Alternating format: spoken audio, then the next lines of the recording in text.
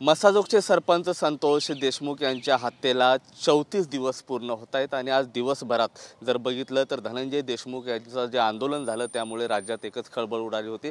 सध्या त्यांचं आंदोलन जे मागे आहे, मी सध्या बीड शहर पोलीस स्टेशनच्या सीआयडी लॉकअपच्या त्या परिसरात आहे। आपण पाहू शकतो की सीआयडीचे जे अधिकारी आहेत त्यांच्या हालचाली आता होताना दिसत आहेत। कारणही तसंच आहे। यातील जे आरोपी आहे वाल्मिक कराड यांची जी पोलीस कोठडी जी आहे, सीआयडी कोठडी जी आहे, ती आज सायंकाळी ती संपते आणि उद्या त्यांना च्या जिल्हा सत्र न्यायालयात त्यांना हजर करण्यात येणार आहे। आणि त्यापूर्वी जर बघितलं तर सीआयडीचे जे अधिकारी आहेत त्यांच्या हालचालीला वेग आल्याचं आपल्याला पाहायला मिळते।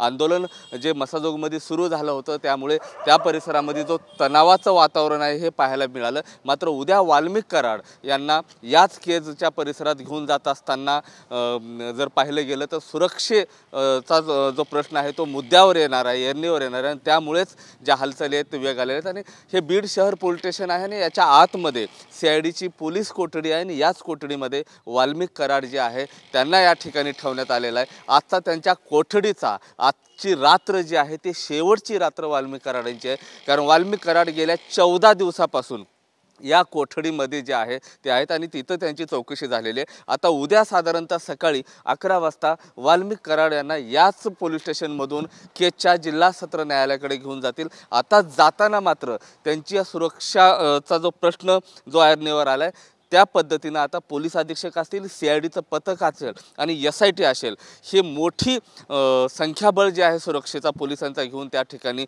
जाणार आहे। त्यांना नेमकं वाल्मिक कराड यांच्यावर उद्या काय आदेश निघतील, काय निर्णय होईल, सुनावणी दरम्यान काय होईल याकडे पाहणं आता गरजेचं ठरणार आहे। कॅमेरा पर्सन प्रसाद पवारसह मी महेंद्र कुमार मुधोळकर, TV9 मराठी, बीड।